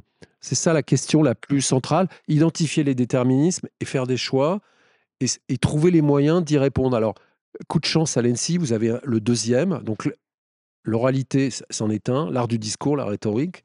Et le deuxième, j'en parlais au petit débrouillard, c'est l'expérience, c'est-à-dire la confrontation au réel. L'IA ne pourra pas fabriquer des prototypes, l'IA ne pourra pas poncer un bout de bois pour faire une guitare. Le numérique peut nous aider, mais à un moment, il y a quelque chose, il y a des choix qui vont être faits par l'accident dans le processus d'exécution, qui de fait devient une sorte de résistance. Et ça, c'est un déterminisme qui est intéressant. On pensait que la fab, c'était délégué, on imprime en 3D terminé ou on envoie en Chine. Ben non, ça devient un moyen de compréhension. Ça, c'est intéressant, c'est pas prévu. Et c'est ça qui m'intéresse, d'observer ce qui est intéressant, et puis d'inventer les conditions du travail avec la machine, qui sont des nouvelles matérialités, qui sont... Personne ne sait. Et par contre, ce qu'on sait, c'est que Mistral a une interface de merde, avec un petit dessin de chat qui est le dessin de sa nièce, et que ça, c'est très français et que c'est insupportable. C'est insupportable. Quand on compare Claude, qui est magnifique, ou OpenAI, qui est, bon, qui est pas mal non plus, on n'est pas au niveau, encore une fois. On a la tech, mais on n'a pas le produit. Qui était une grande phrase d'Alain Cadix. En France, nous avons la tech, mais nous avons rarement les produits. Si je peux parler en anglais, vous pouvez me comprendre? Oui, j'arrive à comprendre. Okay. Just to add a slightly different thing. Oh, sorry, I forgot. It's hard when you do this while you talk. I think that the key question for me is never about the technology and what lines should you draw with the IA. The question is the business models around the IA. And that's what really matters here, because you can have the technology do everything for you as long as the business model around making money from that technology is not to harm the people who use it. And that's, I think, the key challenge, because most business models are set up to make as much money as possible. from the technology that they develop. And so I think that's I'm trying to think about the réseaux sociaux, right? I mean, it's terrible for people in so many ways, yes, but there have been business models around réseaux sociaux that allowed people to own, that had you owning your data. You were allowed to decide who you were going to share it with and what you were going to share. In that context, it's not so bad anymore, right? And I think the same will be true with IA. The question is, can we, through why are you laughing? Oh, I know what I can't switch back and forth like that. So anyway, so I think that's when for me, when I'm working on products, when we're funding products, hopefully for you as you're designing products, you also have to think about what business model is being built around the thing that you're making. Okay. Thank you. C'est bien, je pense qu'on peut conclure là. Merci beaucoup, David, Léna, Jean-Louis. C'était très intéressant. Je pense qu'on a déjà le sujet de la prochaine conférence intelligence artificielle des produits. Merci beaucoup.